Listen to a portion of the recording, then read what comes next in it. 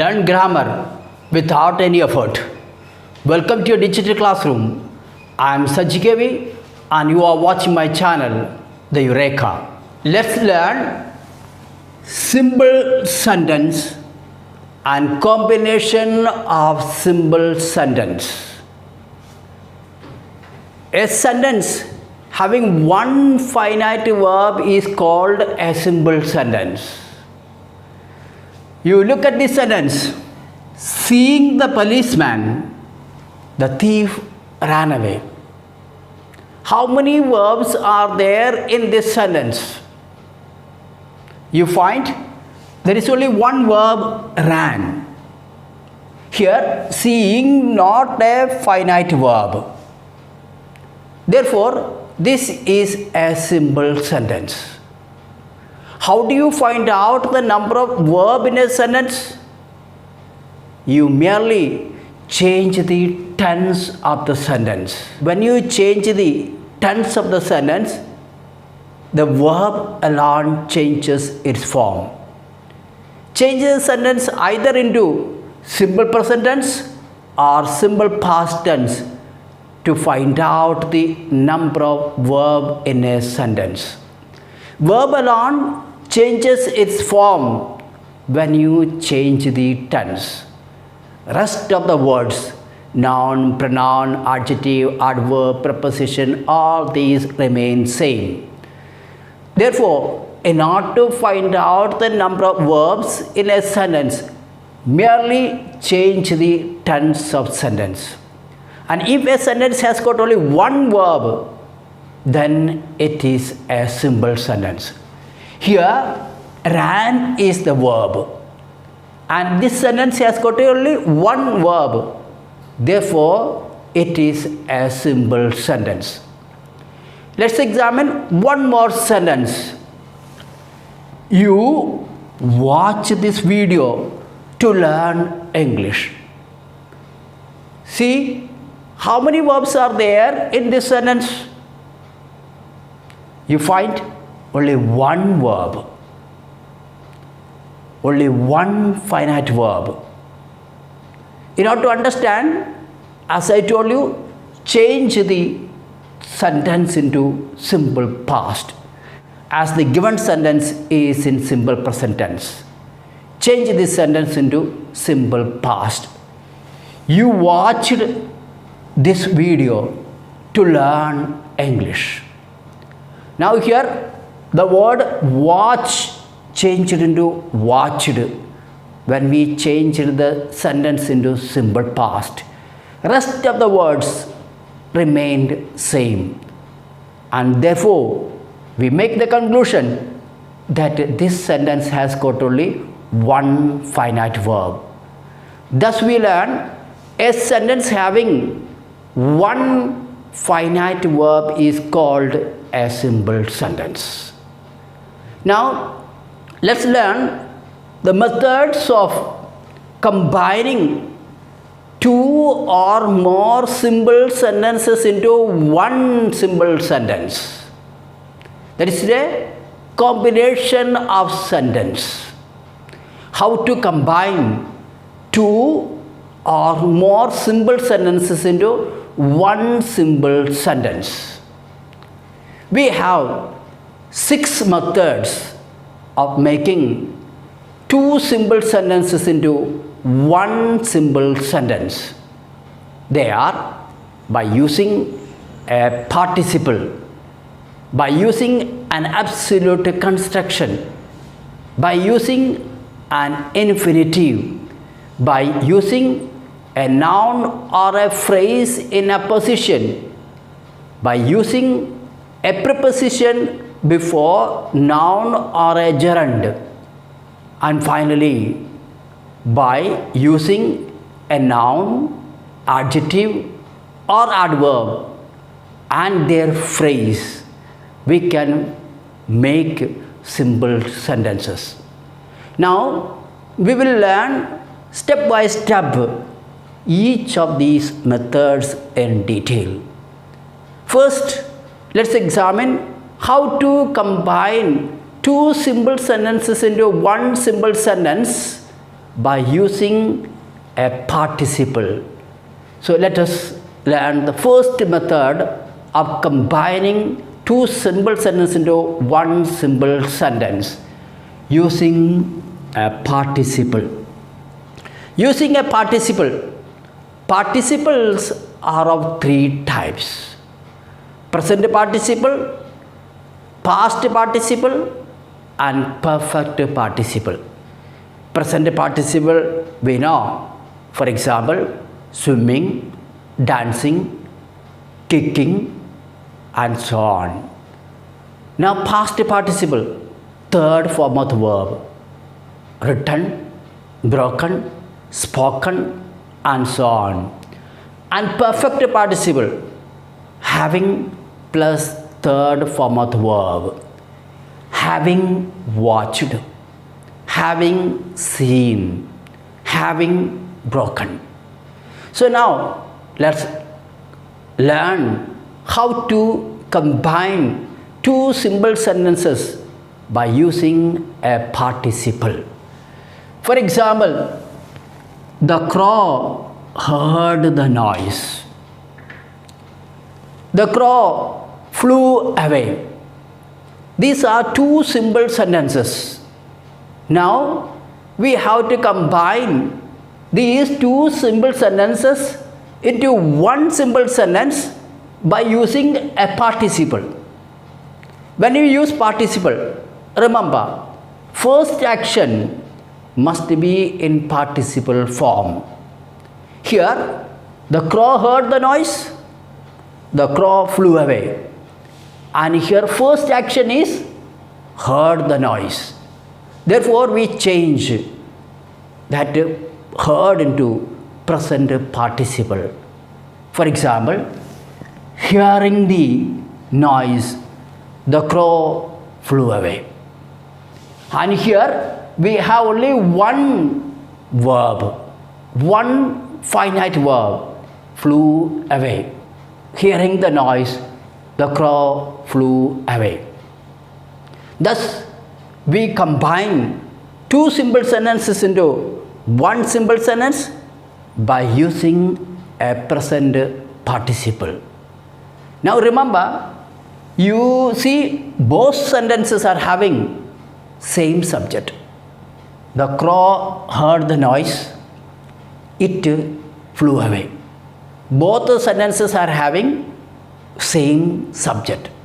When both the sentences are having same subject, we use participle for combining the sentence. Let's examine one more sentence. They are very healthy. They may live long. So here, these are two simple sentences. Let's combine that two simple sentences into one simple sentence. Being very healthy, they may live long. Here, being very healthy, being is the present participle.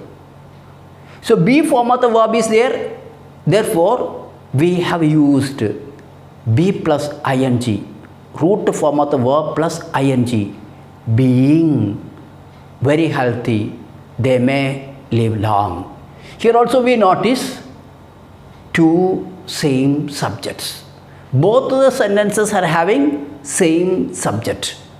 Therefore, we have used present participle for combining these two sentences into one sentence. Now let's examine one more sentence. He wrote a letter. He went for the game. And here we find two sentences are having same subject. Again we use participle. Now there is a time gap between two actions. When there is a time gap between two actions, we should use perfect participle. For example, having written a letter, he went for the game. Here there is a time gap between two actions, and therefore we use having plus third form of the verb, perfect participle. If there is no time gap between two actions, we merely use present participle. Hearing the noise, the crow flew away. There is no time gap between two actions, and therefore we use present participle. When there is a time gap between two actions, we use perfect participle, having plus third form of the verb. If we say writing the letter, he went for the game, it means doing the action is going. That will be nonsense. Therefore, we should say having written a letter, he went for the game. Let's examine one more sentence to understand the concept clearly. He ate lunch. He left the place. So here there are two actions. Subject is same. And see, when you combine this sentence, having eaten lunch, he left the place. There is a time gap between two actions. Therefore, we use having plus third form of the verb, having eaten.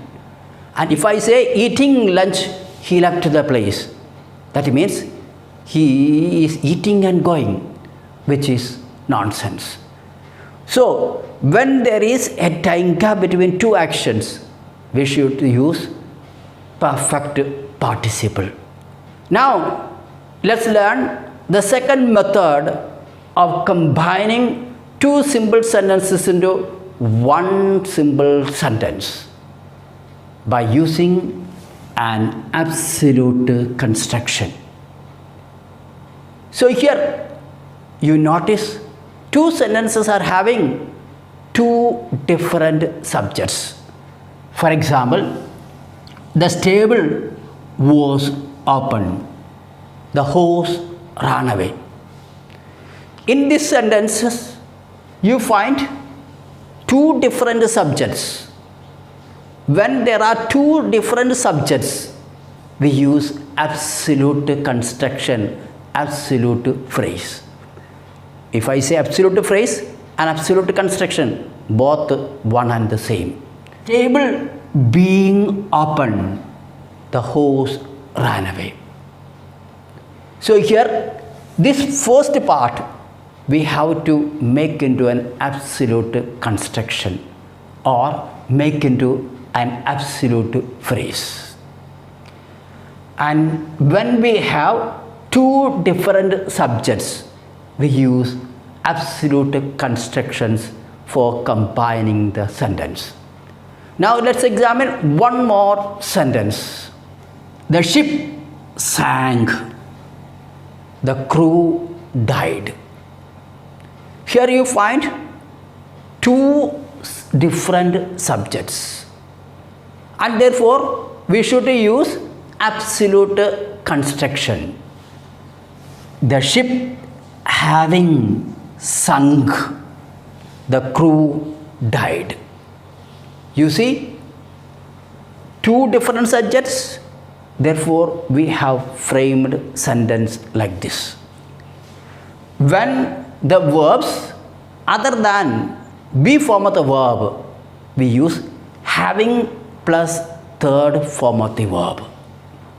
When we have be form of the verb, which are the be form of the verb? Is, are, was, were. These are be form of the verb.